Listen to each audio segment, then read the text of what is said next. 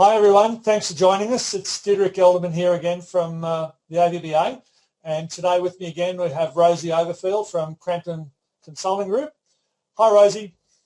Hi Dick, how are you? And for anybody that's watching, thank you Rosie, I'm good, thank you. For anybody that's watching, please be aware we have about a 3-second delay, which is technology. There's nothing we can do about it, and it's just one of those things I have to put up with. So Rosie, the third thing that you pointed out to me when we started down the course of these Q&As was that you see the third big problem in practice or practice management or team building, whatever you'd like to call it, as not recognising and fostering individual strengths. So could you give us a couple of quick sort of what that exactly means, and then tips on how to resolve it or solve it? Certainly. I think one of the things that people believe is that when you get a group of people together that have the same vision and purpose and are getting up and going to work for the same reason every day, that naturally as a team they should work really well and they should be effective together.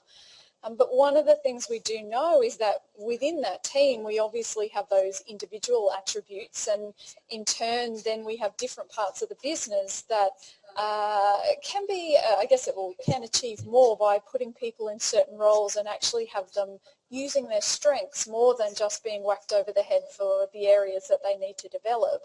And historically a lot of these principles have come out of positive psychology and positive leadership, which is really how do we find the things that people do really well and give them the space to do more of that, so as an organisation we can achieve more. And a lot of the time it's not difficult to find these attributes or these strengths in people. It's really about watching what they do well and giving them more of that to do.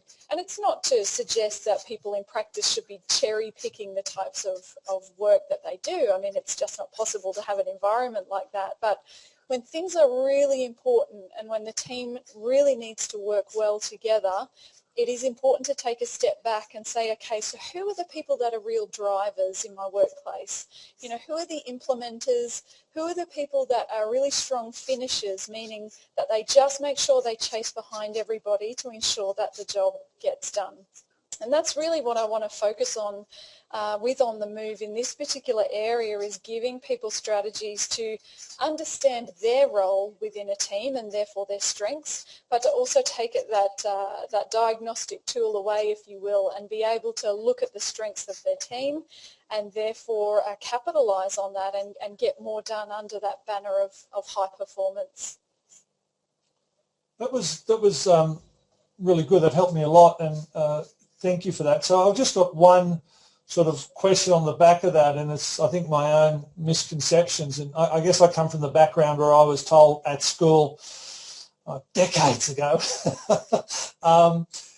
you need to work on your weaknesses to build them up, not on your strengths. And you're saying you actually need to work on other people's strengths to make them better, and cover the weakness by having someone else do it, more or less, and that weakness would be someone else's strength?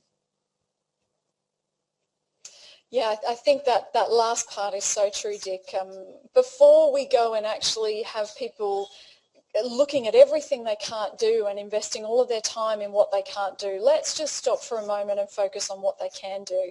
And you're absolutely right. You know, rather than putting one person into a particular role because they're just the first person that came to your mind, you know, let's be a little more strategic about it. And it's not to suggest that we shouldn't develop people with the areas that they struggle with, but let's just slow the process down first and let's focus on the strengths first and use them, because often they don't take a lot of development. They're what people naturally do well. It's really about looking at both parts. Thank you very much. And for anybody that hasn't yet registered for On the Move, I think out of today's question and answer session, today's interview, you found lots of reasons to come along to On the Move 2014, coming to a town near you. Rosie, thank you very much for taking the time out to speak with me today, and we'll catch up again next week. Thanks, Dick. 5